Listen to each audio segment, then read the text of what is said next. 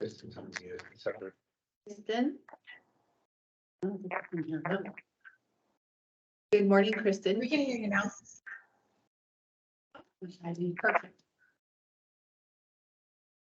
Oh, good. Robert?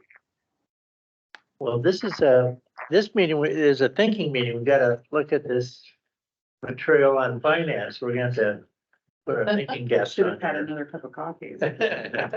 Well, let's get started and do introductions.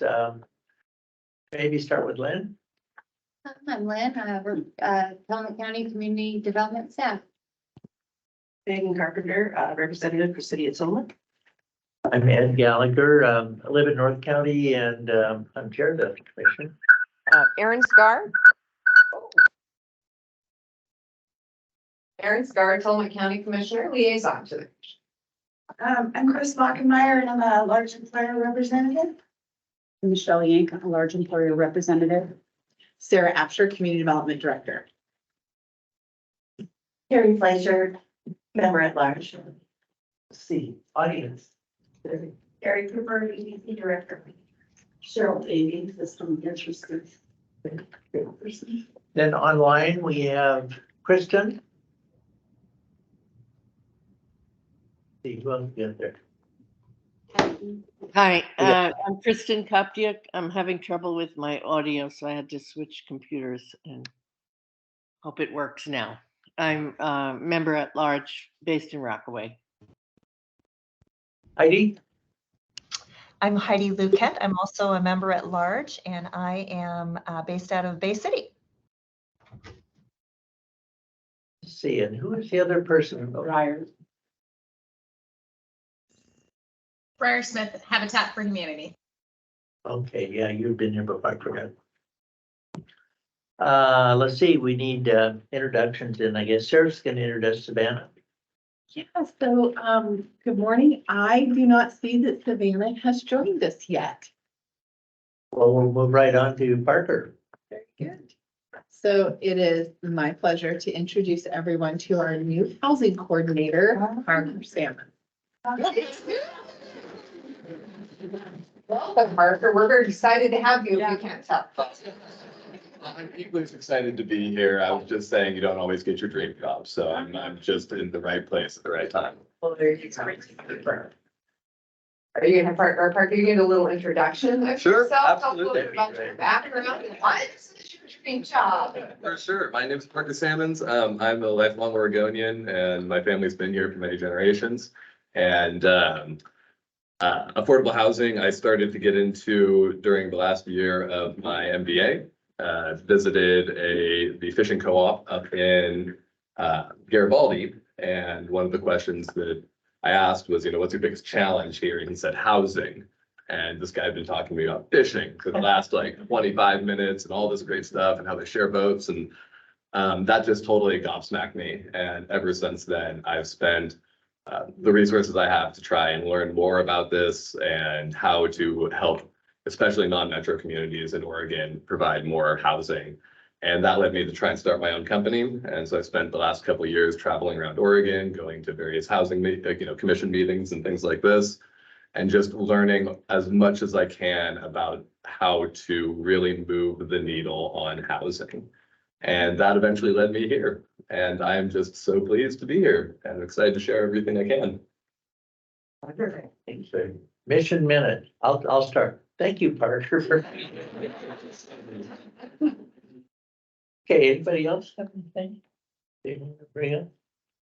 I will go ahead. I was working with Kevin Schluka. He offered to invite the Housing Commission down for a tour of the Kingfisher Apartments. Quite right before he's starting to get occupancy. I think he said he was shooting for early September to start getting those apartments filled. And it looks like on our doodle poll that was sent out, we have two popular dates, which he said either date works for him. We have Tuesday, August 22nd or August 29th, from 6 p.m. To 7:30-ish. And so I was just wanted to bring that to everybody's attention if any of those dates work. So I'll turn it over to Sarah. Thank you, Carrie. We actually checked the doodle poll, Lynn checked this morning, and not everyone has completed it.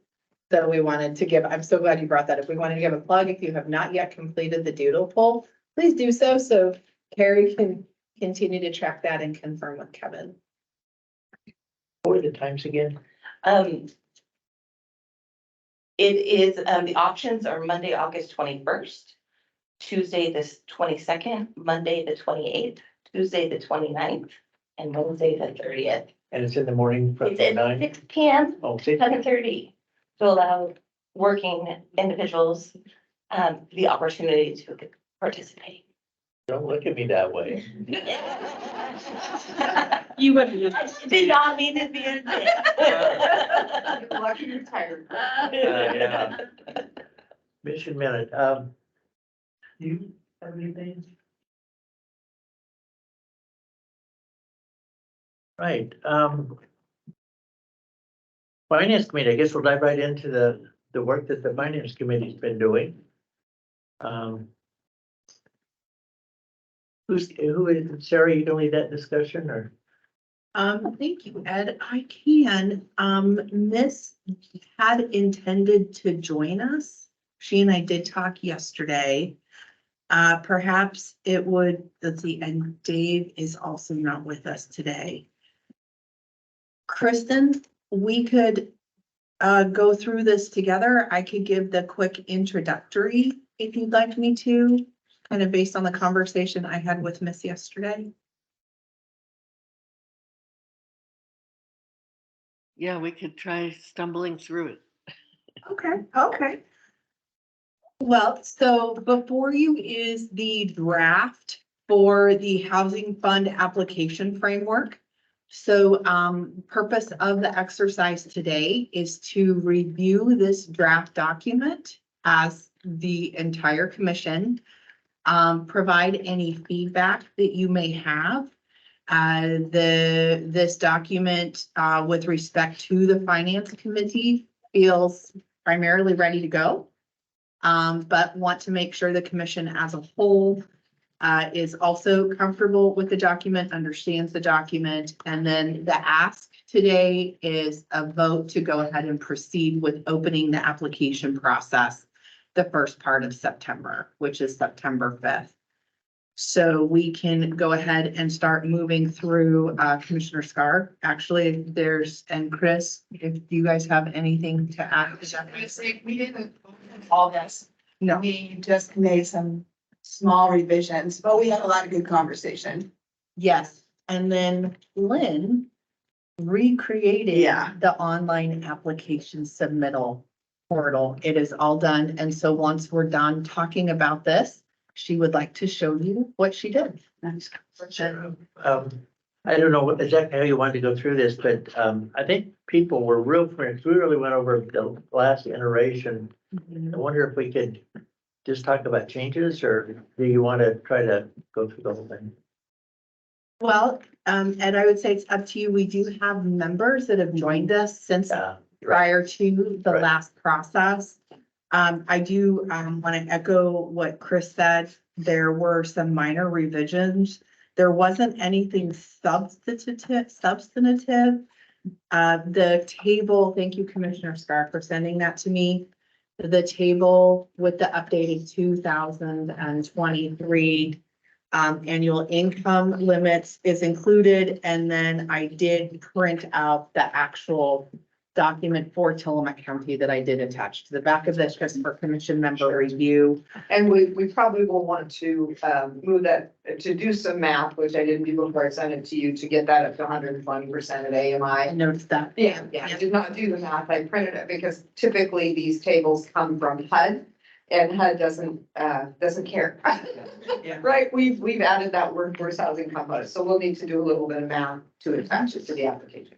So, and I would just echo what everyone's saying is that just to remember, this document was actually reviewed and input provided to this document after the last process for anything that might have been substantive, and given our timeline today and our timeline in the process, If you have some real heartburn with something about how something is being done, this probably is not gonna be addressed prior to this round, because we've already had that conversation, just post the other round and, we'll look again. There just isn't time. Yeah, isn't time if someone says, oh, I didn't think about this last time, let's change something substantive, we'd be pressed to get it done.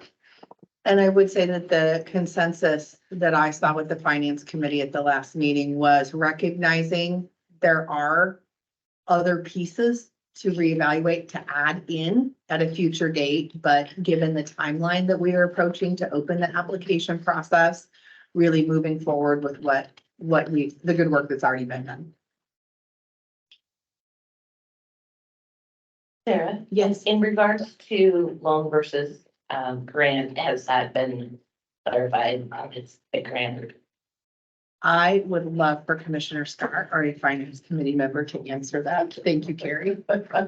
So, I don't think that has been fully determined. We are still looking at what that grant versus loan piece, what the loan requires of the county, and whether or not that's something that we want to continue to do. It is complicated. It takes a significant amount of our attorney's time at the county level to put it together and then to work back and forth with the developers. There is a very complicated process to the financial stack that, that when you have a loan, you are on a timeline with your recipient's bank for subrogation agreements and different things. And quite frankly, the county, while we have an attorney who can do that work, that is not what we are really skilled at doing. And what we have found is that it's really, I'm gonna say, challenging for the recipients as well as the county, and the recipients are feeling very stressed and challenged by the county process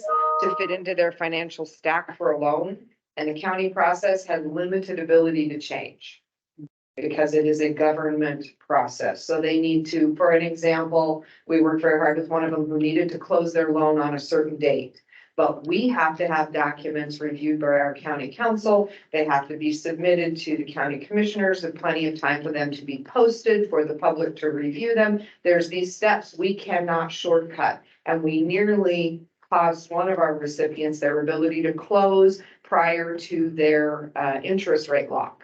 And we can't change that. We can't say, well, we're not going to publish it in time for the public because that goes against our requirements of the county. So it's really turned out to be, I think, more frustrating than helpful for the recipients as well. So we're digging, we're trying to find, is there maybe a subcontracting partner we could use for that part who doesn't have all of our requirements? So we haven't said absolutely not, because what we did hear back from the developers was this is an important piece. It's really helpful to us as developers. So the other piece we're doing is talking with a couple of very knowledgeable people, one of them to be Leslie Ford from Columbia Pacific CCO, because they also are providing financial support inside the financial stack of those folks to see what their process is and if we can learn from that. And also Tom Kemper, who has done a lot of his work to say, talk to us more deeply about loan versus grant. We really don't want to take away an option that's important, but as it happened in this last round, I don't think it was satisfactory for anybody. What did we find out about the tax implications and any workarounds? Dave was gonna look into that. And I had not heard back from Dave on that. Because that could nullify this being an issue, right? We would just stick with the grants, the loans would be Right. a non. Non-sequitur, yeah. Yeah, I think the challenge in that in part is if you have a nonprofit partner, it's a non-issue. Because that nonprofit partner can receive the funding without any grant application. But the folks who we've been working with that do not have a nonprofit partner, for them, it appears to be a significant issue. The problem with the financial stack is because there is a clawback mechanism built into this, if someone decides they no longer want to keep their units portable, they do have to pay back a percentage of what they've received from the county. So what that ends up with is a liability on their balance sheet that then the bank is concerned about the fact that, yes, they have this money in there, but that it has a liability attached to it. So it's just financially complicated. So Sarah and I said, we're gonna talk with a couple more experts and we will be making that decision, obviously, prior to the opening of the the process. I was somewhat of an advocate of the idea because it would create a fund, a revolving fund that would Well- build up over time, but boy, this doesn't sound like it's a good fit. Well, it was not a repayable loan. Well, this is a forgivable loan, and that Oh. was, a decision that was made, But if we had Yeah. something, we could have that flexibility, which has been talked about and desired. I'm gonna throw a wild Yeah. card out just Yeah. for consideration. San Cisco at the Y has started trying to diversify the YMCA's impact in the community to address further upstream issues. And they've been doing some things creatively around housing internally, and they've signaled that they're interested in supporting external, however they can. We've used them before as a pass-through because they're a nonprofit, so you don't have to set up something else. So I'm just throwing it out there as a possibility because he's already said he's totally open to helping in any way he can. So I don't know if that would be an option.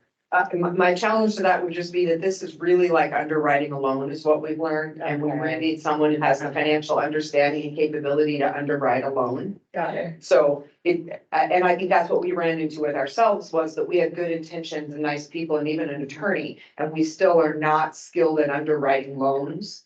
So I think that, we were looking at, could we maybe partner with, Colpac or someone Yeah. that does loans and has an economist on staff or a accounting professional on staff who that's their deal. That's what they know how to do. Because what we didn't realize when we jumped into this, I believe, is just how complicated that financial piece of it turns out to be when you are essentially underwriting a loan and working with everyone else who's got their requirements related to that. Sarah, did I No, I think that's great. Yeah. say anything on this there? Yeah. And so Leslie did respond. We're gonna try to set that meeting up for mid-August. Perfect. Yeah. Yeah, it's a balancing act. We understand that for the developers, it seems to be important because of the tax implications for them. But it's also very challenging because of the liability implications for them. So, and we'd hate for someone to really, it was very close to one of them losing their financial interest rate lock. And we just can't push the county through any, and it's those wheels of government I talk about that turn slowly and they're square and they're made of stone and we're pushing them uphill. I think that was exceedingly clear in this process. If the loans are forgivable, it really doesn't address the opportunity to have a revolving loan fund. So Correct. I think, it's much less, for me, much less important. right. to do that. And I think the challenge would be, I think the reason that forgivable ended up being chosen is that non-forgivable had its own implications for financial stack. Because it creates a definite liability, right? So trying to, we need to work more deeply with the developers to understand the implications for all of those, which is the conversations we'll have with Leslie and Tom Kemper, so that we can really understand where the benefit comes, where the detriment comes, and make our best decisions. Yeah. Yeah, Yeah, yeah, it's complicated. It's you probably understand the other side of it. It's complicated. yes. Parker, you'll figure out that our commissioner has vast experience in housing issues from her previous work. I see. I figured that out the first meeting I attended. Yeah, I some, but I know enough to be dangerous and not enough to be effective in a lot of these cases. So therein lies our challenge.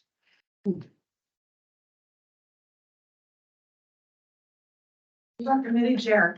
Yes, excellent timing. Good timing. We're in the middle. Jump Yes, right in. please, jump right in. Okay. Oh, and Miss, this is Parker, our new housing coordinator. This is Parker, Miss. nice to meet you. Nice to meet you too. Thank you. I just gave a recap of some of the things, the highlights you and I talked about yesterday, and then Commissioner Scar just responded to the question about loans versus grants. So we are just now getting ready to maybe dive into this. Okay. See if there's any questions. I We have a should set the expectation that's been reviewed and that really at this point, it's just final comment. Okay. And an opportunity for everyone on the commission, some of whom may be new to understand the framework. But Thank you. Yeah. Kristen had a question. Oh, Kristen, sorry. Yeah, it's so complicated to figure out the loan versus grant, and I'm just wondering if there's a way we could finesse the issue by offering whatever percentage would be taxed as an additional amount to a grant. Or identify in the grant that a certain percentage must be allocated for taxes. So that maybe there's a way that the applicant could include the tax burden in the application.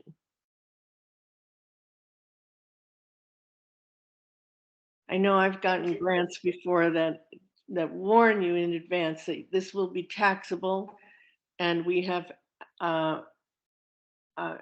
figured out the amount of the grant that you're getting that includes the likely taxes for the award. So we might be talking about having that kind of notation on our application so that people think about it beforehand. Yeah, I'm Interesting, but sounds complicated because in any individual project tax or individual company's tax liability is probably different based on their situation. So I totally love the idea. Kristen, it's like we've done that when we've given a bonus when I was an employer, right? We gave a bonus that was a strange amount because we wanted them to end up with $500 in their paycheck. So we figured out, tax liability. So I totally get where you're going. I think it would be complicated in this scenario, but I definitely think if we go forward with the grant, there should be a notation for them to think about grant liability and to include an adequate, an adequate ask to cover that piece in any, negative impact. Or then we would have to sort through some of that, but. Miss, does that make sense? Yeah, my apologies for not being here for that part of the discussion, but where did you land? That once the applications are accepted, then there would be a conversation about whether it would be loan or grant for this round? Sarah and I are still meeting with our experts between now and when the process is opened, and it's certainly our hope that we can have a decision from the county's perspective. And I think what I will just remind folks at this point, and not to be heavy-handed, but to be honest with you, is that ultimately that will be a decision not of this committee, but of the county, because it is the county's financial risk, liability, complications, challenge, all of that is on the county specifically in our operations, not this committee. What I've heard from this committee that I want everyone to know I have heard is the desire from the developers because of the potential tax liability, and that we're going to explore that fully and figure out, any way we can move forward. But ultimately, the county will have to decide if we can support a grant or a loan structure. Does that make sense? It does. And one thing that we had talked about in the committee is being very careful to guide anyone with definitive language. So be aware that this could impact your tax liability, check with your CPA, all of those guidance type things, but not like this could be beneficial to you to do blah, blah, blah. Because then we have to get into the weeds and that's not the work of this group. But then also, like, you have to figure out all that liability piece. So when we were talking about the application, there was actually a version that had a checkbox for a grant or a loan. We opted to remove that so that through the application process, it can be part of our recommendation to support the applicant, how they would like to be supported, but ultimately the decision lies with you all. So I think it's great that there's been a lot of work done by Dave to understand the benefits and, weigh that for applicants, but ultimately, like you said, it lies in commissioner's hands. I feel like we have this sense of urgency around this tax question because that would negate this entire issue. If the tax implications based on the clawback provision render it non-taxable, then am I not understanding that correctly? I don't think we have a definitive answer to that, which is what I think you just said. Is that Right, that's what I'm saying. Like, I feel like this is all like that. How hard, like, how much turnaround time do we need to get that answer? So Well, because this I is. think the answer is it depends. And Are you retail. are you a fully private individual, fully private corporation where you have no tax relief, if you will? Yeah. Or are you a nonprofit, or do you have a nonprofit partner? So a perfect example of the two sides of that is Holden Creek Village was built by Tom Kemper, and he brought in a partnership with NOHA, with the Housing Authority, which gave them the tax status. So when CARE started that project, we got a grant for $300,000 from Meyer Memorial Trust. Well, obviously, Tom Kemper as an individual was not qualified for that grant, could not get that grant. We ultimately transferred that grant to NOHA. So he had to have that partnership with either CARE or with NOHA in the project to bring in grant funds. And that's just because there was a complete ineligibility there. So the other option might have been a grant like this one, where there would have been a tax implication to him. Again, with a nonprofit partner, there is no tax implication. The nonprofit partner accepts those funds and provides whatever that service is. So I think there's a big, it depends, where if you look at, the one that Green Light just did, they do not have a nonprofit partner. That is a for-profit corporation doing affordable housing. So for them, any funds that they receive, they have to think about a little bit differently. So I think there's a big, it depends in there, Michelle, that keeps it from being oh, it's easy. So, Is there a threshold of how much a nonprofit has to put into a project to make it partner in the project? I mean, so can only speak to Holden Creek Village, where they established an LLC cooperatively, where they are an actual legal partnership, as opposed to, we're coming alongside you. Now, other options, if that money came in not for the build of the project, but perhaps it's for the required services of the project, and that money had gone to CARE as an example, and what CARE was gonna do with that was provide rents for their clients, or they were gonna provide case management or something where the services were offered by CARE. That you wouldn't necessarily have to have a legal partnership. Okay. And there may be, again, I know enough to be dangerous and not enough to be fully, the right person to explain this, but I think for all of us, just to understand that the answer is, it depends and it's complicated. Which is what we're trying to avoid. Trying to reduce the amount of red tape and barriers, confusion, Absolutely. and. So could Tillamook County pay another government entity for system development charges with this kind of funding? So if a project came and that was a need identified, could the counties work together, or the municipalities, whatever it might be? Could that work? I don't know. Okay. Another good They could question. maybe choose how they want to receive the funds in that regard to, make it right favorable to them, depending on what their private or nonprofit status is, and whether they want to kind of take door number two for how to use the money. We've talked about trying to make it an earmark for system development charge, because it shows the money circulating in the community, even though it's kind of fungible where, Yeah. they'll move around, but, But it helps those communities too. yeah. Yeah.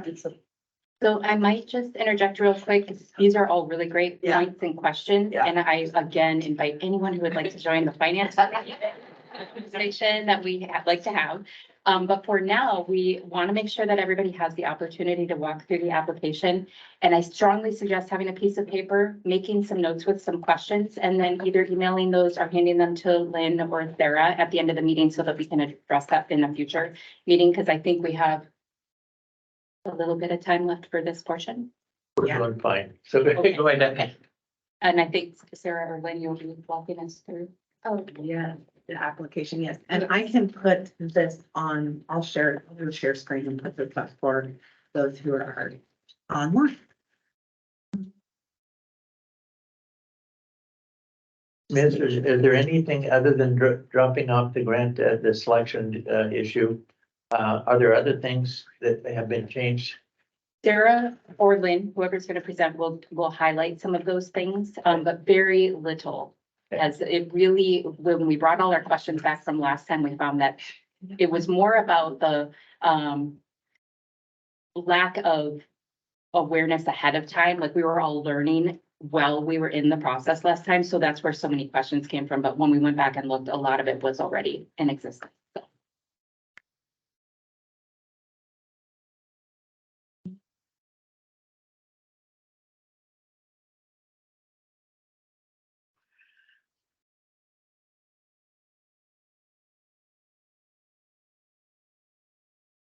Sarah, did we talk about the timeline? No, I have not shared the timeline. Okay, so at the end of the application, we'll talk about the timeline for this funding round, and that will be something that we as a commission will be approving to move forward. And that is in this document. Great. Yep. One thing that we need to do, I am doing the share screen so everyone online sees this document. But it would probably be best for me to pull up Dave's email that had all of the list of recommended changes. So the folks online won't see that, but I will pull that up and read that so everyone can. Did you still let you share screen or maybe not? I guess if you copied and pasted it like in the Word. Yeah, well, they're not gonna see my emails. I'm just gonna pull it up so I can go through the changes. I did share that the changes are not substantive.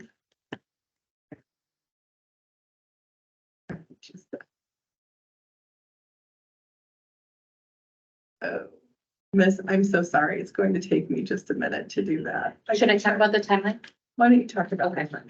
So we hope to go, the plan is to go live on September 5th with the application and then have through November. Am I saying that right? Yeah, November 6th is the deadline. So that then we'll have, so next month, the plan is to have some of the scoring tools available for review, just like we're doing this, so everyone has familiarity ahead of time. And then in December is when we would be reviewing the actual recommendations, and of not presentations though, in December. So we can do it either way. We can just review them in December and do, well, yeah, we would have to because it closes after. It closes right before the Housing Commission meeting in November, but we will not have time to get the packets and everything to the Finance Committee. That is So correct. presentations would be in January. That's what, yes, that's what I would say. So, and the reason that we did that is, I can't remember if we decided to include the weekend or end on Friday so people feel like they can have their weekend. What did we? I don't remember what we decided. I know there was a desire to include the weekend so people had time. Yes. And the timeline in this fund framework document does roll it over to the Monday at 4 p.m. when the office closes. Even better. Can have your weekend and work on it on Monday. Sorry. Gives you options, Yes, depending on how you like to organize yourself. exactly. Well, I had a question and given my absence for a while, but it may have been answered, but could we get a presentation on kind of the status of the ones that we have funded, where they at? I find that interesting. That was requested at the last 2 meetings ago. Oh, okay. Yeah, and I think part of a lot of things happened since 2 meetings ago. One, we did not have our housing coordinator. And the finance committee has been working on the next funding round, and we had to prioritize the work otherwise we would have had to push the deadline for applications back to make that happen. So once we're through this, then I think that we would be able to, we just didn't want to hold off the funding. From an outreach standpoint, it will be important to say what happened to the prior ones when we announce the awardees, I think, or, not necessarily in the same, I think in the same press release, because that is a question Sure. People will have on their minds. But that'll be like March probably, right? But if we get presentations, like, do we have kind of a tentative idea of when the VSC would make their award announcements based on the Maybe if Timeline. presentations are in January, possibly February or March, I would Yeah. say. It seems to be pretty quick once we So get. that gives us lots of time to sort out what the prior recipients, where they're at with their projects, which actually is a good thing. Because Fisher will be full of tenants. So, yeah, great. Well, Sarah's like that. Another thing that Sarah and I have talked about is doing a anonymous survey of some of the tenants in these developments, because I think it'd be helpful to know where people came from. Did they leave a 4-bedroom house for an apartment because they didn't want to have a house anymore? And, we've heard that from our housing study. Or did they move from another apartment to a better apartment, or, kind of what was the dynamics of people moving in? And that'd be interesting. It'd be anonymous, but I would like to see that. It would help us with our outreach. Especially now that we've also begun conversations with the cities and, you know, we're trying to help people understand who moves into multifamily housing. And to have some data to support that would really be helpful. Yeah. That would be great. But most of the projects are not done, so we can't interview anybody yet. Well, but I don't think this is only, in my mind, I'm not sure this is only for the projects that we're helping to fund. I think in general, the housing projects, like even the Holden Creek or Paul Daniels, like I would love to see if we could work with property managers at multiple multifamily housing projects throughout the county. And request that they distribute an anonymous survey link, Yeah. that, you know, 10, 12 questions, not a super big ask, but I think that that's something worth considering. I think the green light project would be Exactly. interesting to see. Something like that. And I think getting a varieties of the AMI levels too, you know, so that we have a better understanding of what people's life situations are that are living in these housing units. I would like to look into the opportunity of having some incentives for folks to answer those questions. So I'm not sure where Yeah. those funds could come from or what that would look like, but I think that would be beneficial. Starbucks cards or something like that. Fred Meyer, $20 gift card, something for people. That would, that's.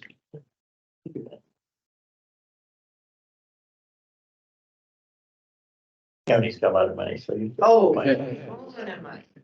We'll need a couple thousand.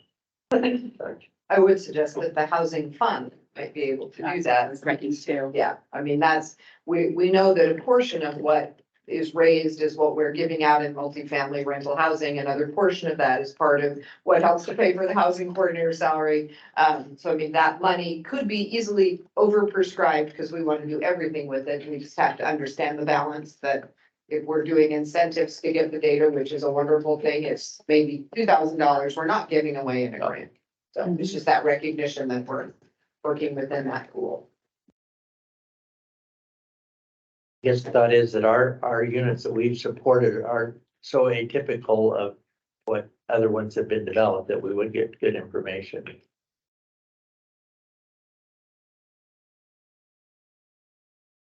Ready? Okay. Okay. All right, so let me go back to, I'm gonna go ahead and go through probably the best way for me to do this, because the folks online do not see my email, just you all. Okay. So I will go ahead and start reading through the changes. The first update is not until page 3. Okay, so I would say the first 2 pages, nothing changed.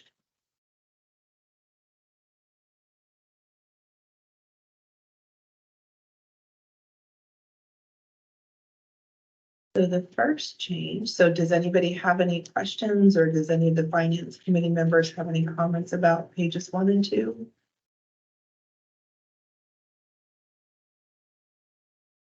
I apologize for not printing out that email. About that. Okay, on page 3.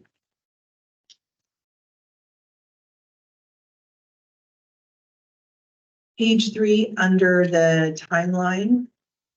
Application opened September 1st. And excuse me, yes, okay, so I'm so sorry, that was after Dave sent that email. So the timelines were updated to the 5th and to the 6th. So it opens September 5th and closes November 6th.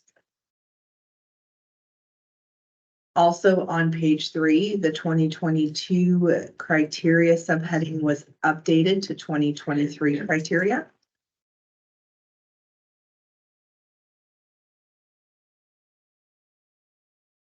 And then moving to page 4.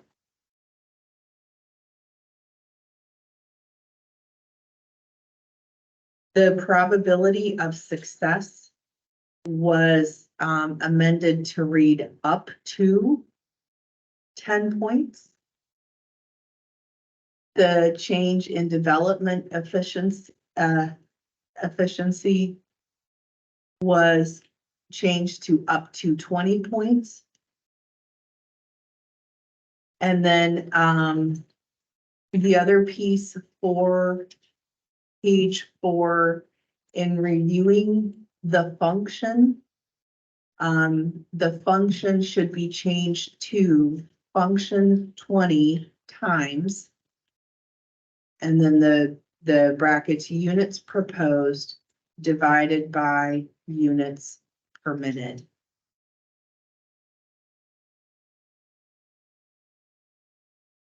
If anyone would like to explain that, I am happy to take a moment for that to happen. Does anybody have a question about what that does mean? I'm just curious what it said before. Does that always work with you and Dave directly? Or is it just the formula, like where the parentheses are?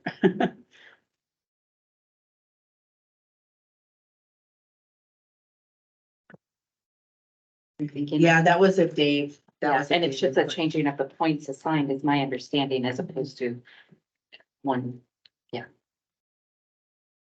Is there anywhere in the document that kind of makes the point that the points are a guidance for this group and not an ultimate decision maker? I mean, if one was 210 and another one was 209, we'd be obligated to award to the 210, even though, you know, the other one was pretty good. In the scoring process, that is spelled out more clearly. Okay, good.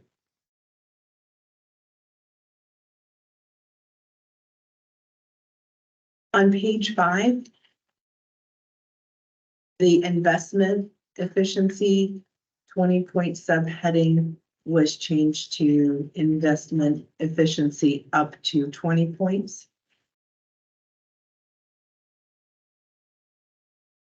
The affordability subheading was amended to read up to 90 points. And then the function was also amended in this section. So let's go down to that here. The table, all of the scoring for the amount per unit and the number of units remained the same. None of that was amended. So for the function,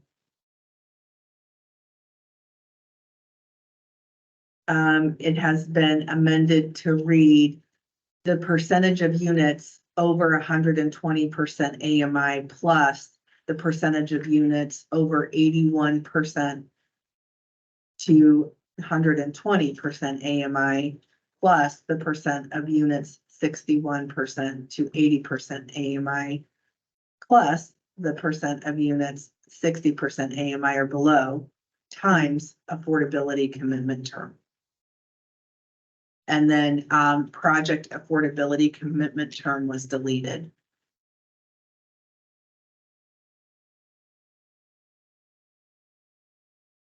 Miss, did you get any feedback from applicants in terms of the challenge of figuring that out and what they need to come up with to answer those questions?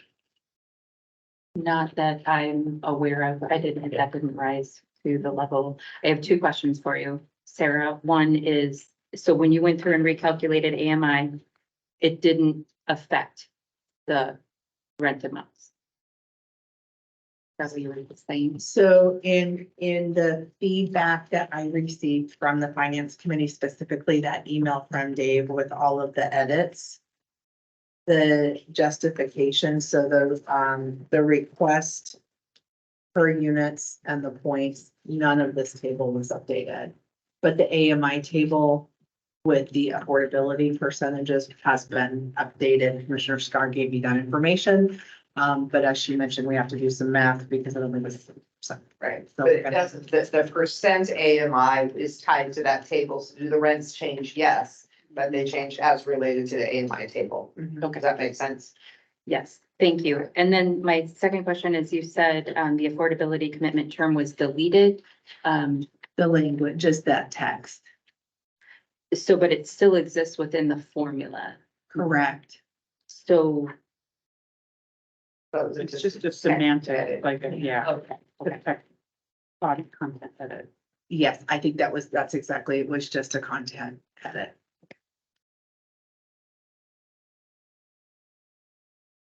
And then on page 6, the additional criteria, 5 points per category subheading was amended to read additional criteria up to 5 points per category.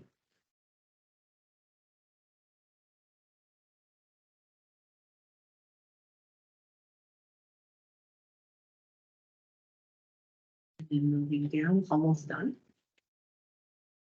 Were there any changes to those categories? Not any direction that I received. I thought that we had intended to change the first category into a quantitative measure.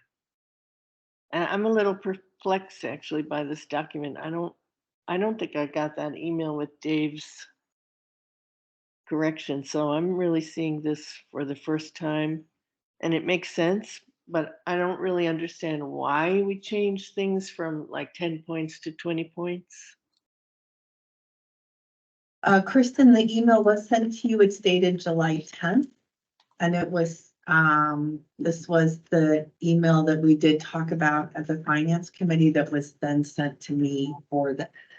And it seemed like the point categories, no points were changed. It just said, instead of saying 10 points, it said up to 10 points. Instead of 20 points, up to 20 points, just to clarify that what would be given in that category would not be a full, necessarily the full number, but an up to that.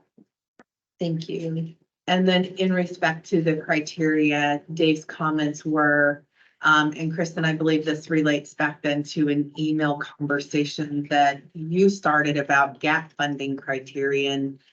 David said, we talked about replacing a gap funding criterion with a factor regarding employer incentives. Subsequent to the meeting, I was unable to identify which of the 10 existing criteria should be replaced.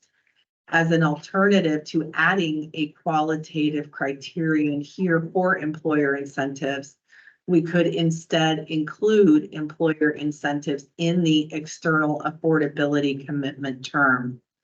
He said we might leave this change open and discuss it with the full commission at the next meeting, which I believe was, that's probably actually a great segue into what I believe it was the next piece of our conversation today. Is that right, Ms.? But just around recognizing that we don't, because of where we found ourselves over the last few months, and we talked about this in our last meeting, that we can't really expand on the employer-specific campaign. We don't have the capacity, we didn't have the time. It's still included. There's no barrier there. It's just we have to extract that information in a different way, whereby next funding round, we might be able to do more intentionally to reach out to employers and try to figure out a way to really bring more folks to the table with partnerships in existence. And we did note that in number 2, it does actually say project is sponsored by other organizations, employers, and agencies. So we also recognize that it is here. If it's something that we're, really looking for, it is here. Yeah. The other thing I think we can do to address the employer thing is to intentionally reach out to them when this gets opened and announced. So that we're making sure that they have ample time to consider it. And for example, I have 2 employers locally that I've been talking with that as soon as we know for sure and we're good to go, I'll be reaching out to them and asking them to take a look at it. And I was told by one of them that it may up their timeline, like they have a number of phases, and that employee housing was a phase further down the road. But if they knew there was a way they might be able to get support, it might move it up on their timeline. So that's pretty exciting, and it doesn't require a full-on campaign. We can make a difference with this round, I think.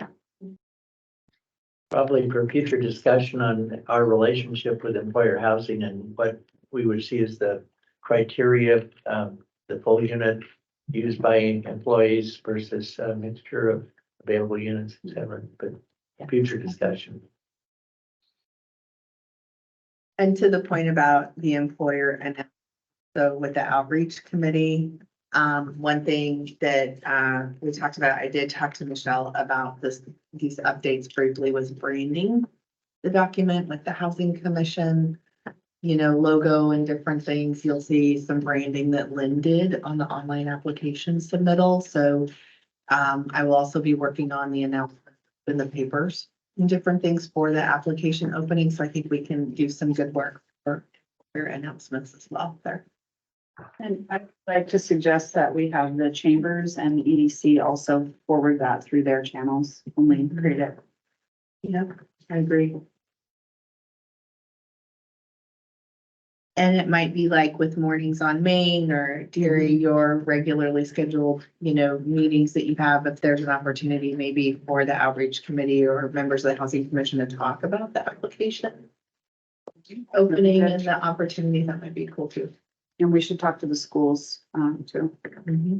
We'll send Parker Forrest to make all those. Perfect opportunity.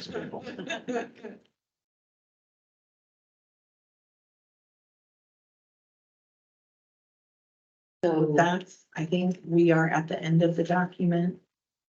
And this I did share at the beginning, the link that Commissioner Scar shared with me that has the affordability information. I did just attach it to this packet for everyone.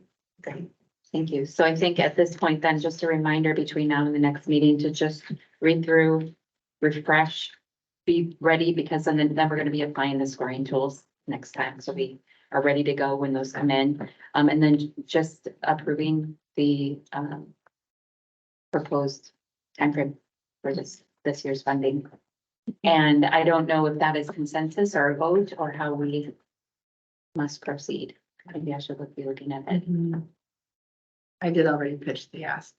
Oh, At some point, I think it'll be helpful to know what kind of resources we do have to put out for these grants versus ones we need to save for other purposes besides just employment issues, but you know, other things we might want to use funds for.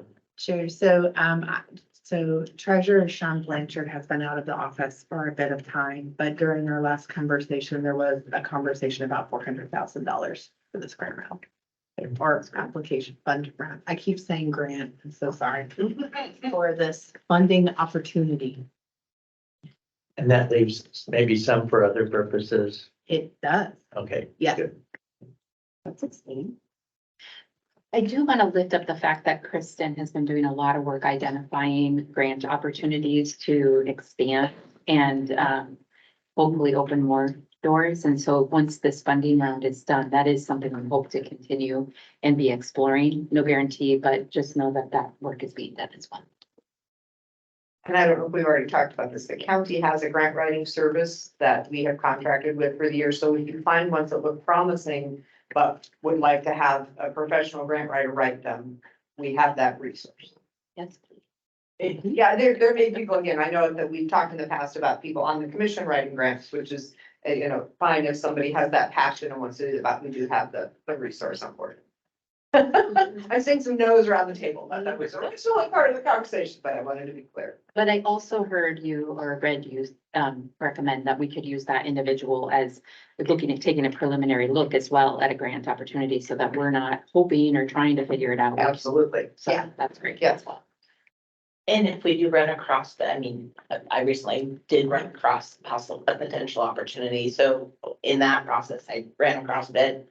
I did go ahead and reach out to Miss Erin as well as Sarah, and copied in that process.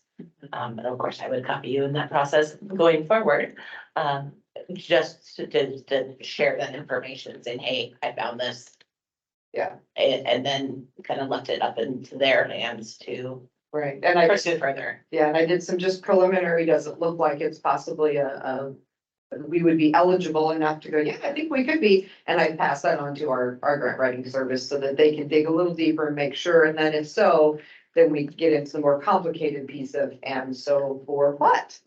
Because it is a CDBG based one, which is possible for work related to planning and zoning and the planning department and or land acquisition and or infrastructure. So there's a whole bunch of pieces there that would be the next challenge. So we're happy that partners. Which it seems really important to have that look, because sometimes somebody says, hey, this is a great opportunity, you might go for it, and you find out that there's $1 million available for the United States. Yeah. You know? 85 million for the United States. We are actually pretty competitive in Sonoma County, though. Like, we've written a couple of HRSA grants for 100 grand, and they were very competitive. There were only like 5 of one of them and 15 of the other awarded in the United States. And Wow. both, Tillamook got 2 of them. So, because we're working so collaboratively and we've established, our community partners are working with a good degree of intentionality, we're pretty favorable on some of these.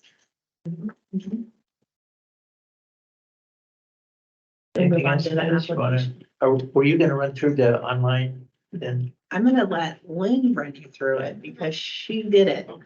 But what we would ask is perhaps giving her an opportunity to run through it, write down any questions, and then we'll revisit those specific sections. Because of the color scape looks really nice online, but I'm gonna dim some of the lights if that's okay, just for better visibility. So you want to go ahead, Lynn? The lights?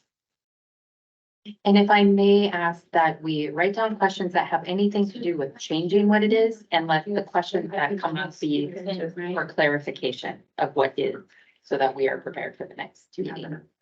Yeah.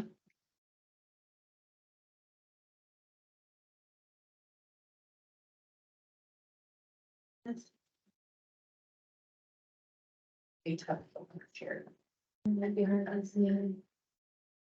There you go. Is that better? I think I can do a content.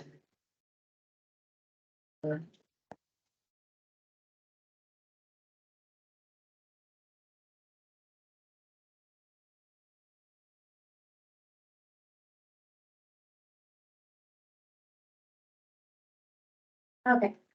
So I did rebuild it based off the last ones. Right off the bat, though, the first one did have terms and conditions, which I can easily put on there. I don't know what we fell on as far as. We're gonna talk to county council Yeah. about that. Okay. So. Here they will enter all their basic information.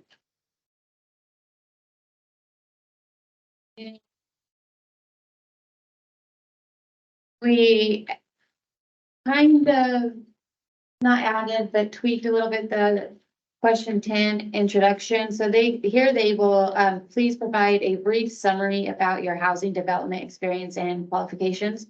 Just a little background information, so you can kind of get to know the applicant a little bit. And then here we have funding and finance. Has the project engaged with a lending institution to begin the loan process? Here they will choose yes or no, depending based on that answer, it will either prompt them to the next question. Yes, then they will be given. It will take them right here to this beyond traditional financing. Has your project received any additional sources of funding? And here, if they say yes, it's going to ask them.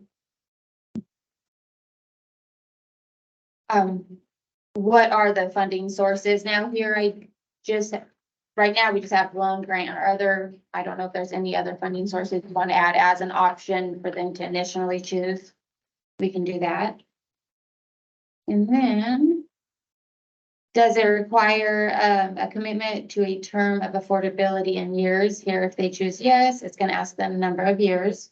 No, jumping right to the next question. And then with the pro formas here, we have an option for them to upload, and then also letting them know if they are unable to upload it, they can bring it into the department, and that pro formas are confidential. Next, project profile, address, map and tax lot.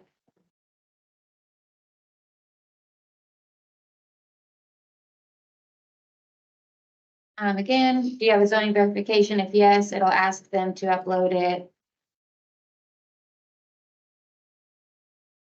Total amount requested, what is the expected completion date? These are all fill-in answers for them.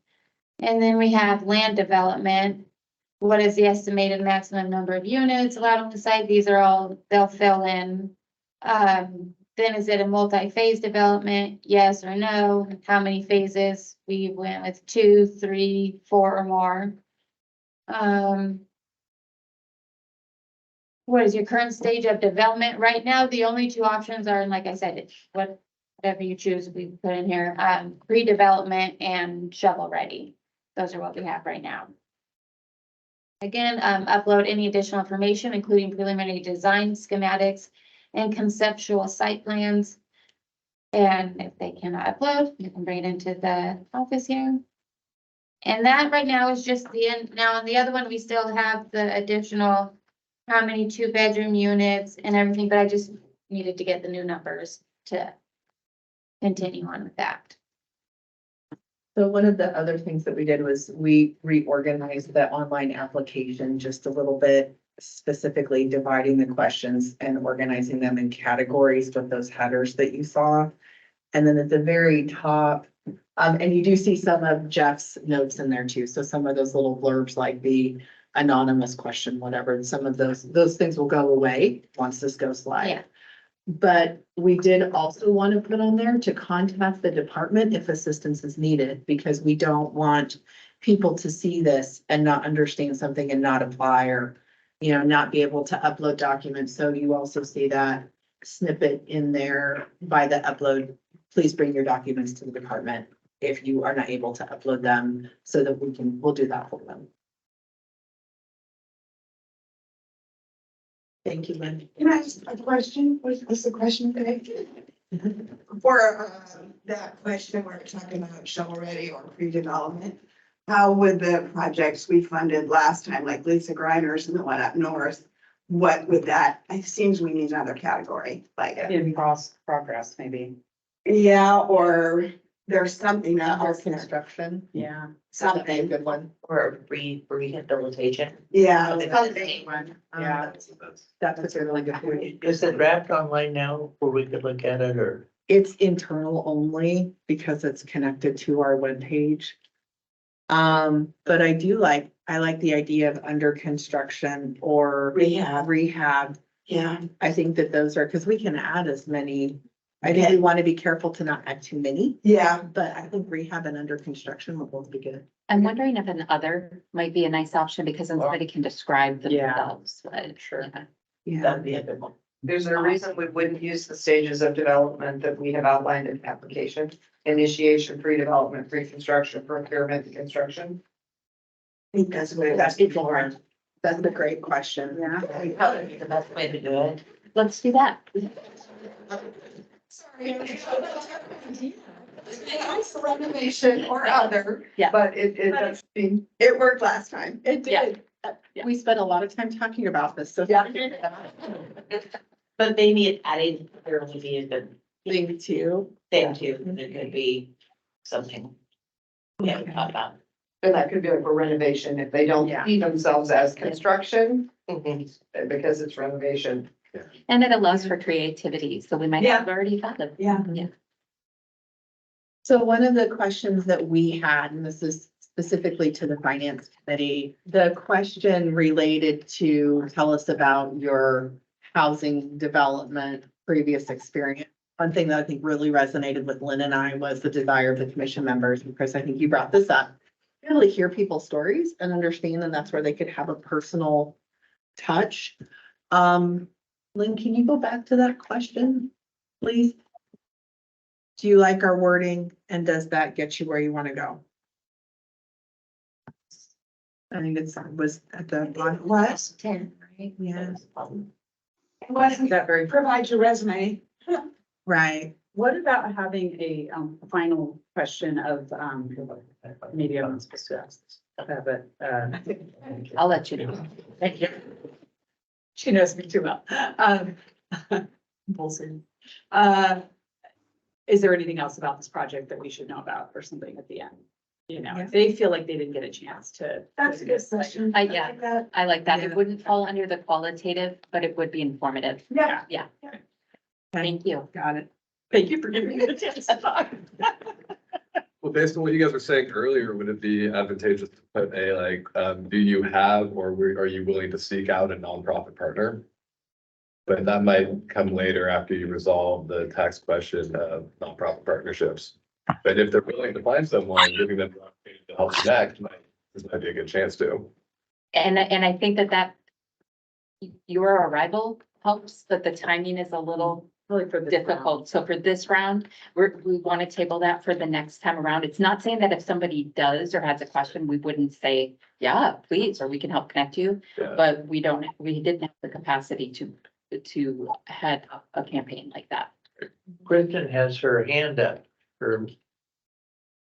Yes, I'm just concerned about how the application works on the web. You see the next button at the bottom of the page. Is that contingent on them having filled out all of the blanks on the page, on the given page? Or can they go through the application without having filled out everything yet? Be frustrating. You have to start over again. Don't know. I'll have to find out the answer. If words are required, it may not let you progress depending on the tool.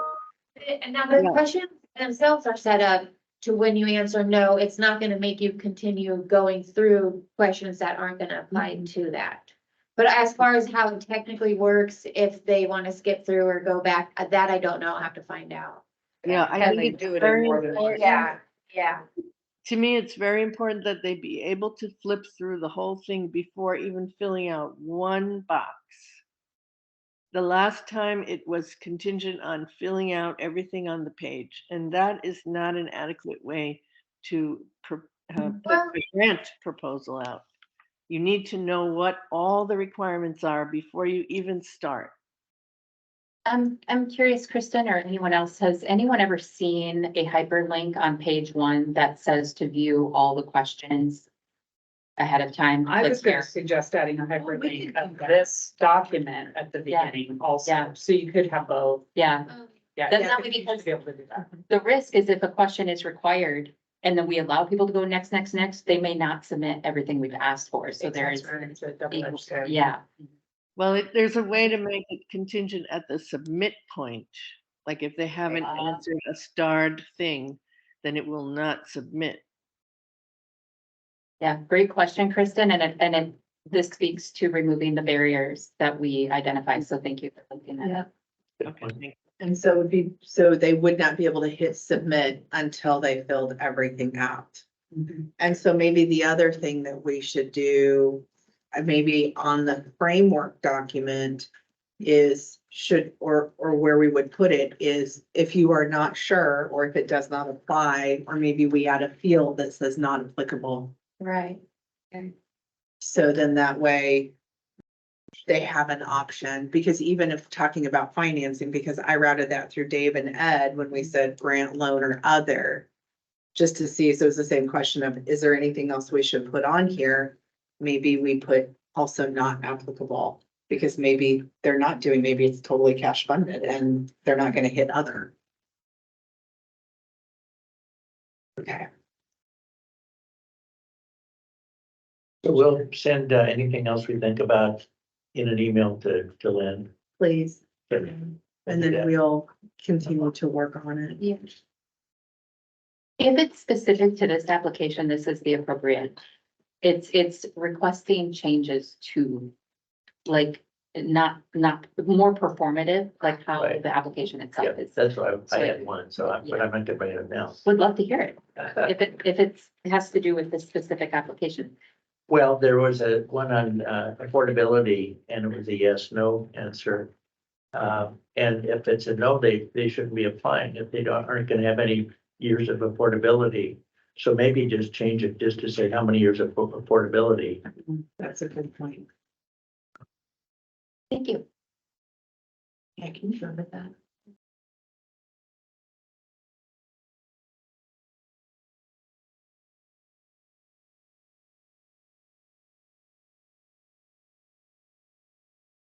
I might have missed it from my eyesight from here, so sorry if you already had that. No, it basically says if you received additional funding. that you have to have, is there an affordability commitment? Oh, So okay. we're requiring an affordability commitment during the application process, but it's if another funding source has Okay. a Requirement. requirement. Yeah. Thank you. Great So I- clarification. Thank So you. I think it's fine.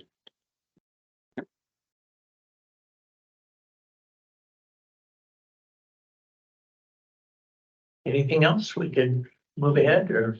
The only thing I wasn't sure if I caught was the one formula is the number of units at certain percentages of AMI based on the number of total, or I know it was actually the efficiency metric of the number of units proposed to against the number permitted value. Did I miss it? Is that reflected in here? No. Is it supposed to be? Because isn't the goal that everything that's on here would be filled out in this form? There's the second half, which asks like how many 2-bedroom units will rent below and so on. I have to add that to that. I was just waiting for updated. Gotcha. Please. So Commissioner Scar and I are gonna finish the math. Yep. And then we will give it to Lynn. Okay, good. And then can you scroll back up to the top real quick? So just wanted to show you, the colors don't, if anybody's worried about the colors in the room, it is more of like a mustardy yellow with a nice light background. She put the house logo on there. So just so you can see, because the projector doesn't, but we wanted to also pick something that was inviting and happy. Happy. So that's what it is, if you guys are also okay with the colors and everything. That can be changed. Yeah. we Has can there change it. been a sad or angry application? Welcoming, removing barriers, inviting, we were very cognizant. We wanted it to be. You aren't gonna put one of those happy face symbols. True. Or emoji. This would be totally as a watermark in the background, so they don't necessarily see it, but they see it. Yes. Yes, but we're very excited, and I just can't thank Lynn enough. This is. Yeah, thank you. Well, the finance committee, Lynn, Sarah, everybody, the Commissioner Star, it's a lot of work and, you know, it's like anything that the first iteration is a heavy lift and then we can just keep making it. It's coming along really nicely. Good job. Well, Sarah, do you want to talk about the exercise? Well, we need that motion. Oh, you, Yeah, that would be, Oh. yes, that would be wonderful. Thank you. Well, I'll make a motion to approve the proposed timeline for the next multi-family rental housing fund application process. and before we vote, Heidi, did you have your hand up? Did it relate to this or? I just gave a thumbs up. I thought the Oh, app looked great. okay, I didn't want to blow past your input. Okay, shall we vote? All in favor? Aye. Opposed? Aye. Okay, good, thank you. Yes. So I just want to thank everyone that attended the last meeting and participated in the housing production strategy exercise. It was a lot of fun. We will be bringing that back to the commission with Parker's engagement as well. We are looking at a phase 2 to that exercise, and there's some things the development committee is talking about in relation to that. But I just wanted to make sure it got on the agenda to let you all know that is not over. One of the things that Lynn and I and Parker will be working on moving forward in preparation for the next meeting is to share the results, compile them from all the projects, and also see what production strategies, where there were the common themes. Even though all the properties were scattered throughout the county, we want to see what you all thought might apply anywhere. And plug into that. That information will be shared to the development committee before the next housing commission meeting, so that they can look at that and also make some recommendations and participate in the update at the next meeting. Those of you that were participating, the properties used, Some of them were, they're real property, but it was hypothetical. It was just for the exercise. So thinking about that moving forward. Some of those properties are not on the table for development. But they were good properties to use because they were very similar to others that could be suitable for development in the county. More to come on that next time. Thank you, Ed. Okay, Development Committee update, we had a meeting and, this was earlier in the week. And, I think we went over a number of different things. We're gonna work on, doing a draft of our work plan for our group of what, and we'll go back through the list of, items, pretty much everything in here. There are a couple I think we could add that weren't in there that our group might want to look at.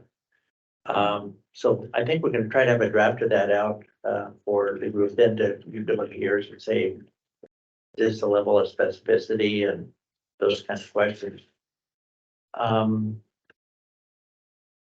One of the things that jumped out, I think, at Sarah and I is we need more members on the committee, as we talked about, we'll do this, we'll do that. And, I know Parker's gonna do 95% of the work, but we need more people here then. People. So, Jody from, who is our HR director, was very interested in doing it. And, so I think we ought to, and Jody has a background in, planning from her very early days in Southern Oregon. And I also have background planning from my very early days in Southern Oregon, so we have that in common. We felt connected there. And then we have Mary Kay, who didn't attend the meeting, but she's a realtor in the area, and I think we've talked about her before. So anyway, any of the members of the commission that are interested, or you could think of people that are outside of the commission, it'd be very helpful to get suggestions of people that might want to participate. I think we need at least like 6 people, something of that size. Bigger group. Yeah. More diverse. Yeah. Okay, and then one of our work tasks is gonna be to work on Senate Bill 406 and what we can do to help the county staff and the cities in terms of implementing that. Okay, Carrie. Right, update on the legislative, I just wanted to report, and happy to report that on our last recap that we sent out last month, all the bills that was on that, even the one that was questionable, that was at the speaker's desk, all of them as of Monday have passed and been signed by the governor. Cool. So they're all enrolled, so that includes the RV parking, or citing of an RV, Senate Bill 406. And there was something that kind of didn't hit a radar until the very last minute, which is Senate Bill 919, which authorizes a city or county to adopt a 5-year tax exemption for newly constructed accessory dwelling units or the conversion of a single family dwelling existing to up to a 4-plex. But it's only existing single family homes that are actively going to be converted to up to a quadplex, so it's not new construction in that case. So we had numerous new bills that passed. And so we're probably gonna be passing that work along. So probably the code development committee to carry that torch on how to possibly implement some of these strategies or new options.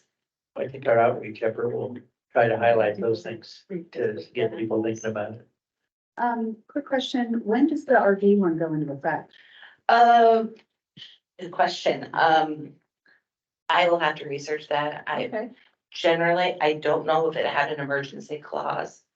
So typically, if they don't have an emergency clause, they become effective on January 1st. Yeah.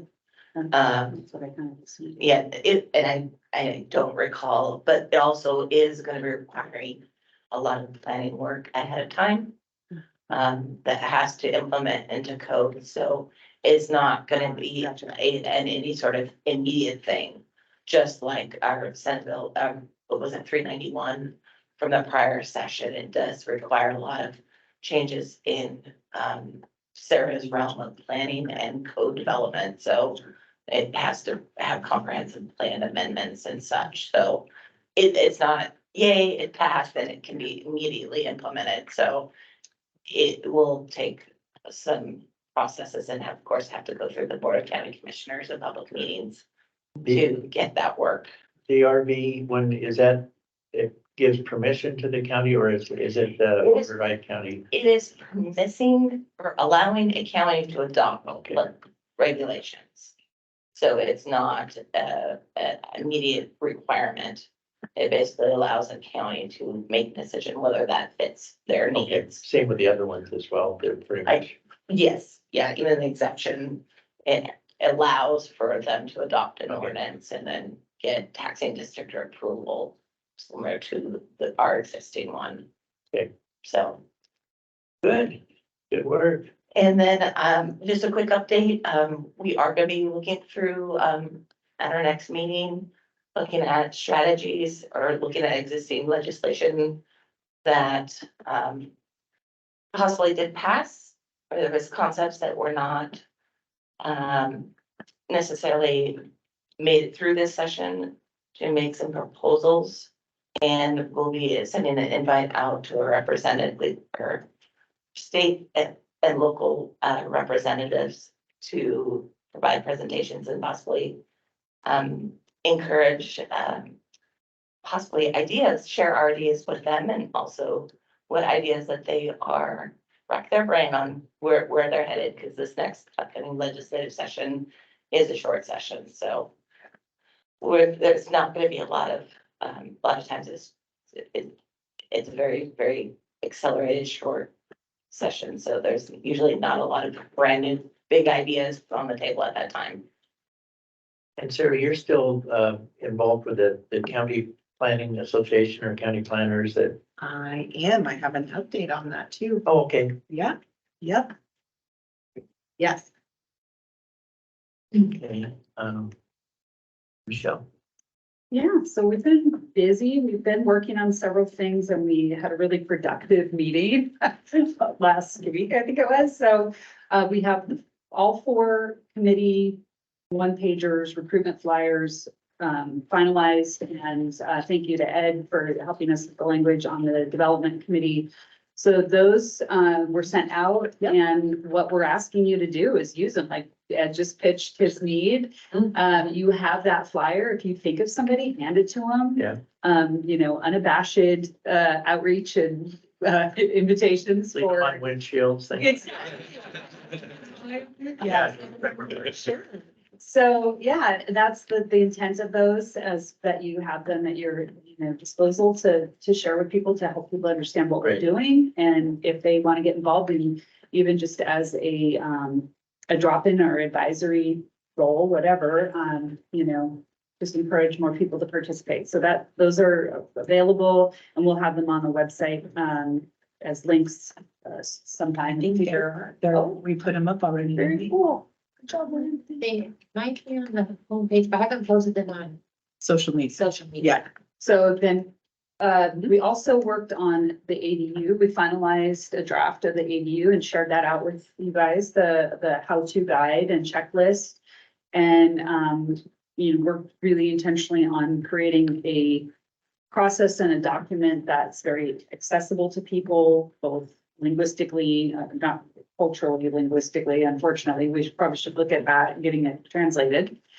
But just literacy level in English and choice of language. So, and also just really thinking through the lens of the average person that might be considering putting an ADU on their property more than likely has absolutely no idea and is not a developer. And so how would we word this so they have a more clear level setting of expectations of what's required and what the steps are and who to go to for information. So we right out of the gate direct them to the Department of Community Development for guidance, but we give them kind of that framework of what all is going to entail in getting an ADU permitted. And so we'd love to have your feedback on that. We'll pilot it out as we put it out there and we get feedback and your office gets feedback on it and we can make edits to it. It's a living document.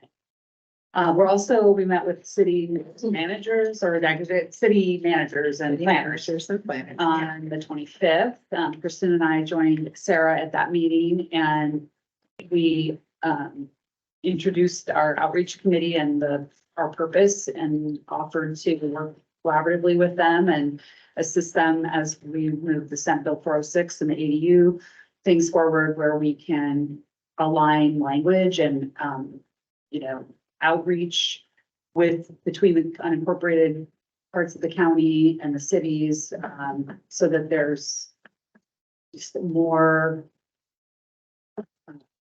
alignment, people singing from the same song sheet, so, the community members kind of feel like they know where to go for information and what they can do with their land. I think developers oftentimes complain that if the language is different in different places. And so if you had uniform language, that would be a. It's one of the goals that we talked about or, offered our assistance in, using some of our, whatever we're creating for collateral for the county, we can adapt that and, the cities can brand it for their own use, but we can help them. They're all obviously very strapped with capacity issues. So if we can help them in that way and they can have a little bit more smooth, permitting processes, it's easy to do if we're already doing it for the county. So, then we've got, based on all the things that we just talked about, we have a whole next 8 weeks mapped out of press release and social media releases and postings to go out. So I think we're getting the pipeline filled and ready to rock and roll. We've identified some other fun projects like when we visit Kingfisher, we'll take some pictures, put that out on social media and just show, and that'll be a nice way to highlight one of the recipients of the last cycle. We can kind of start, leaving a little breadcrumb trail of, as we get closer to the next funding round, with some of these social media messages. So it's kind of what we're working on. Am I leaving anything out? Please share. Yes. Share. Yes. Please share the social media. We're gonna share the one pagers. We're gonna try to roll out something each week. There will be a new thing each week that we will roll out. We'd love for you to share them. I did share the ADU guide with department staff. Lynn and I and Michelle and Kristen and Heidi worked on that and staff loved it. They absolutely loved it. They thought it was great. And I did share it with the city managers as well and got excellent feedback from them. So I think they're excited to continue the conversations and they definitely see the value in the outreach committee. So very good, all good stuff. In the social media, do you get too many negatives? People comment. I know I was looking at one for the Green Light Project. There was some negatives. Well, there's some misinformation that gets Sure. posted and spread. But that's part of this whole strategy and what we talk to the mayors, or the managers and planners about for the cities is being as proactive as possible and being as pervasive as possible. That's why sharing the content that we're putting out proactively and pervasively, so it's getting into enough, spheres of influence in the community will help when somebody says something that's completely off base. There may hopefully be someone that's a little bit in the know that to say, oh, it's weird. You should probably check the web, because that's not what I read. So, that's really the idea here. On that note, I was thinking when we send the agenda and materials, it might be nice to just have a standing link at the bottom to our social media pages and the website and a reminder, just as part of the footer of those email messages, just a reminder to check and share, because if it's not top of mind and if it's not really, convenient, it usually falls off people's radar. And if I'm not on social media hardly at all anymore myself, but I will go on strategically for things. But we still probably do not want to reply as commission members. I would, Comments. I would That kind of. recommend that.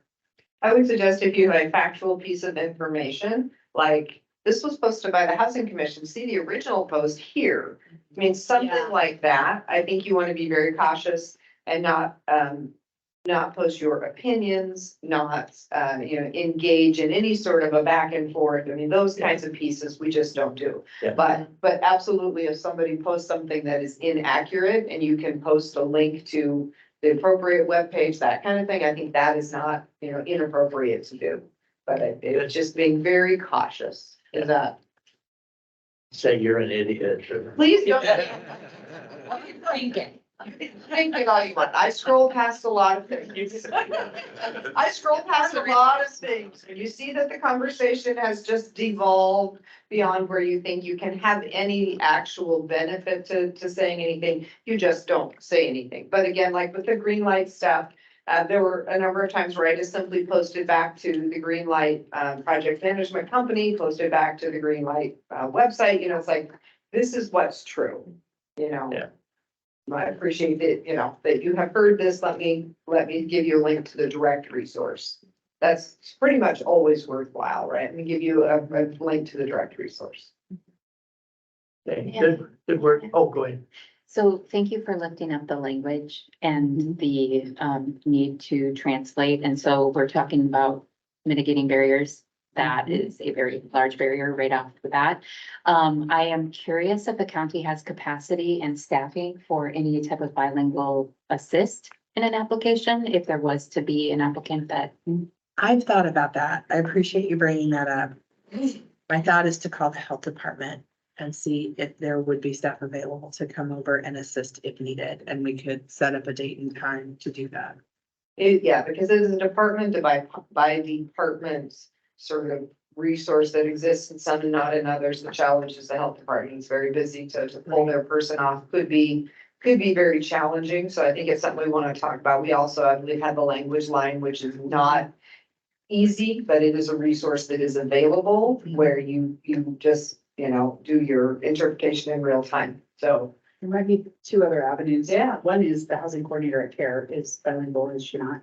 she is, yeah, the program manager for housing and care is Elizabeth Guzman, and she is. So she would bilingual. probably, because it aligns with her Yeah. role, That's and a she great might already know the people. So I would suggest her, and then the CCO might be willing, they use Lava, they might have some resources to put towards something, and it could be part of the small grant application for them, or they might just do it.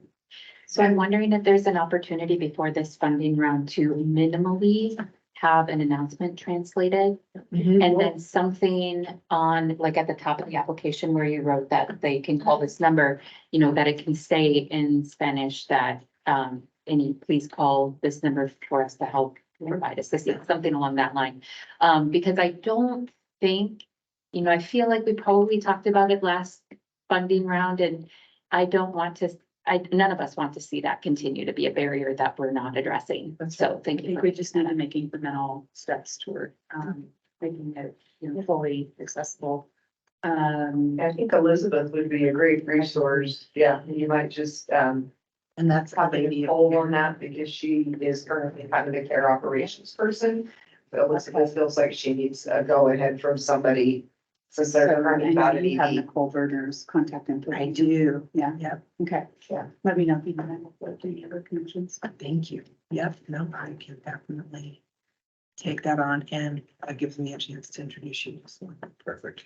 Yep, perfect. Thank you for that. Okay, anything else on our outreach? Yes, do you have anything else you want to talk about? Just really briefly, I want to just talk about the scope of work, both of the commission and of the finance committee, and how we center our discussions and our decisions on that. We really have a really strong foundation going into year 2 of funding based on a lot of great work done by TJ. And then with that work, taking what we could from the last round, and then both Sarah and Lynn stepping up and doing an immense amount of work. They're both very humble, and I appreciate that, but just don't want it to be missed that they've done an incredible amount of work in a short amount of time to ensure that we can meet this deadline. And so I want to thank you both for that. I want to thank Kristen for always having really good questions and just going out and being independent and researching funding opportunities. And Dave has done a significant amount of research, learning about the county, learning about our commission, and looking for barriers that I haven't even considered or thought of. And I know there are many others who have contributed, and I just really want to thank you all too. It's very difficult for me to set the stage to ask people not to ask questions. That is not my normal go-to, but we have such an engaged and amazing group of folks here, and the questions are all great, but sometimes we can get off track or kind of lose our way. And so it's helpful to be able to be really clear about what a conversation is. Please, though, any of those other questions that popped up that this wasn't the space for, please email me or email Sarah, Lynn, Parker, any of us, because we do want to consider them all. We have wonderful folks here that are really, really committed to this. So I appreciate it.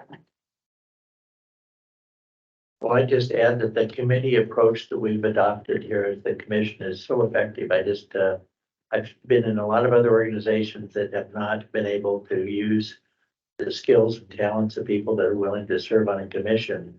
This is pretty rare, I think. It's excellent. Okay, I guess Commissioner Scott, do you have any updates you want to give us? I don't know. I think I kind of Standing don't think agenda. Dennis, we've been going along. Let's see. Sarah and I are meeting with Northwest Housing Alternatives this afternoon, just as it's been a couple of years since they've come out here and poked around looking at affordable housing development options. So we're just gonna revisit with them today, and they're interested. They've been doing some work on the South Coast. And that was their first real foray into coastal affordable housing, and they feel like they've learned some good lessons, and they're interested in kind of just reconnecting with us. So we have that meeting this afternoon, and so that'll be great. We have a just interesting individual who's got some prefab housing that he's looking for a pilot location for. It's a little challenging. It comes from China. It has to get through some state building department hoops before it can be considered. But I share these things with you because I think that sometimes we don't realize that there are actually a number of developers that are out here walking the ground and nosing around and meeting with and talking with us because they're interested. They're not quite ready to commit yet, but they kind of want to know more, and there is interest happening. And I really truly believe that it's because of the work of this Housing Commission.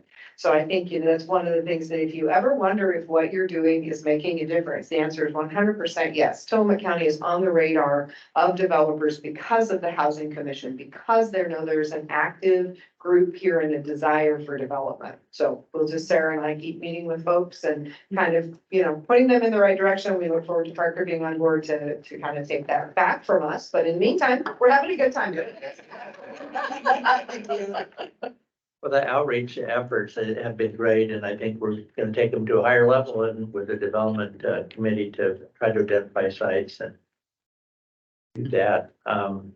Okay, Sarah, do you want to talk about it? Sure. So I haven't given you guys an update in a while, so I've got a few things to run through with you. So I'll talk about Senate Bill 406 first. I am working with all of the cities to set up a schedule and work plans between now and the end of 2024. We are obligated to get all of the zoning districts updated and through hearings processes by the end of 2024, which sounds like a long ways away, but when you're looking at 7 cities and probably 30 different residential zoning districts in unincorporated Tillamook County, it's going to be a lot of work. The cities have varying degrees of resources available, so I will be working with the cities through those zoning code updates as well, especially where assistance from the county is needed. Garibaldi is a great example. The Planning Commission and the council is definitely a willing participant, but they don't have planning staff that are in-house, and so I have committed to helping them through their process. We are talking to our DLCD field rep. There's some technical assistance grant available for cities to do some of this work. So, the field rep and I, Brett, meet regularly And he will be, we will be collectively meeting to talk to city managers and planners also about those work plans. What I feel will be the critical role of the Housing Commission and Parker moving forward is in a couple of ways. It'll be the outreach committee sharing with the public the good work that is happening, any hearing dates, et cetera. And then the other piece of it is helping with identifying and developing housing production strategies.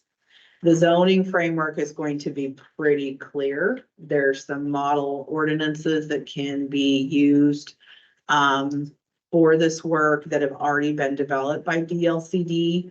One thing that we have committed to is for each individual city, their desires that are reflected through their development codes for character of area, things like parking, infrastructure, water and sewer availability, et cetera. Each area has its own specific list of desires and current challenges that they are working through. We want to be really cognizant in working intentionally with the cities to also support what they want through this process, which is just getting the commitment from each one of them to join us and support these efforts was huge. Sarah, real Yes. quick question on the help of the cities. There'll be fairly significant noticing expenses, I assume, if you're doing Yeah. comprehensive plan amendments. Is there a way that we could use Housing Commission resources to help with that? That's a great question, Ed. And yes, we've talked about budgeting and earmarking money from the Housing Initiatives Fund to help where needed. Because the cities are eligible for technical assistance grants, and right now, Manzanita has one coming. Tillamook and Bay City, I believe, have requested also the letters of support from the county. So it's something we have to talk Broadway, I about think, tomorrow. has, Yes, I think they move forward without a letter of support, but they, I believe, are moving forward for a TA grant as well. yes, yes. And so we will be supporting them in every way possible and including the offsets where we can with the funding gaps from any technical assistance they get. The hope is that one of the things that 406 did was it put them in line for a larger pool of technical assistance money. And it put them on the same footing as larger cities in requesting that money. So ideally, the cities, the smaller cities will get their requests in and get the funding that we require, so that we wouldn't be required to use ours. And Megan and I are meeting tomorrow to start talking about some of the stuff for the city. So super excited about that. So the other thing with that, I will be bringing forward updates to the Housing Commission just on the land use piece of that as I maneuver through that with the cities. The RR2 zone, the ADU legislation that was passed, it is already restrictive by nature. We are going to be proposing to adopt it as it was written in the bill. And the idea is this is just to get it to the finish line and before the Board of County Commissioners, hoping to start those hearings sometime in September or October and get it done by the end of 2023. So we'll keep you updated on that. Let's see. Oh, shoot. John Morgan. So one of the things that Commissioner Scar and I have talked about was having John re-engage with the commission and the cities, city planning commissions and city councils to do a housing / land use 101. This is something he has offered to come in and do. And so I believe he and I and Layla from the city of Manzanita will be meeting soon, hoping to host that this fall and probably do some cost shares to get that session done. But we'll be working with the outreach committee to advertise that when we get that off the ground. And then also really encouraging city councilors, planning commission members, all of you to attend that training and that session, because that will be there'll be an incredible session to better understand land use and planning criteria, how things are applied, and just a good refresh for some of our veterans that have been serving on our commissions and councils for a long time. I still am the president for AOCPD. They will decide in November if they want me to stay president or if they're going to boot me on into retirement. So I don't know. It's definitely, I think, been advantageous for Tillamook County and for the commission and other entities that I get to participate with for me to be in this position. So if they want me to stay, I'll probably stay one more year in this role. But we have a meeting August 31st where we are all rolling up our sleeves to go through all of the legislative actions that were taken and map out what we have to do for code amendments and what we do not. And so I will be probably reporting in September about what legislative amendments we will have underway. And so working on that. And I think probably for today, that's enough. Well, public comments, we're getting done early, which isn't a bad thing. I Oh, am disappointed, and maybe she didn't have any comment, although did she sign up on the sheet? I guess my question is, at the BOC meetings, public comment comes first, It does. and I'm wondering why we don't do that here out of deference to people's schedules. We could actually have two times, I mean, at first, and then as we go through the agenda, then somebody may have a question about that they want to share. I mean, I'm more public input, the better. Yeah. I can share. So I did meet with our member of the public, Cheryl, that was here. She and I met the other day with Terry Cooper and talked about her Tillamook project and did actually talk to her about the funding opportunity that is getting ready to open and encouraged her to be here today to learn more about that. So I think, yes, hopefully she got what she needed. Excellent. Okay, anything else anybody has? Does anybody object to closing the meeting 15 minutes early? I think you can check with online if there's. Oh, anyone. yeah. Heidi, do you have anything? Or Gail. Yep. Question? I do have one more thing too. Oh, Gail's up there too. I made a note and I forgot Good point. until now. I'm working with Commissioner Scar and Isabel in the Board of Commissioners office. We are setting up the interviews for the Housing Commission member vacancies.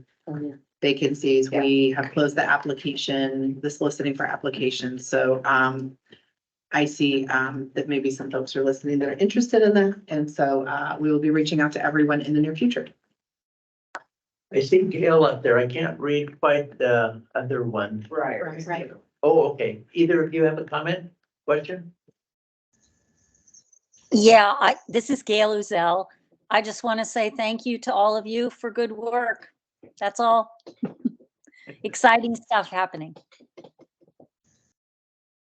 I agree, no questions, but good work, thank you. Great. Okay, we're adjourned. Thank you. Thank you, everyone.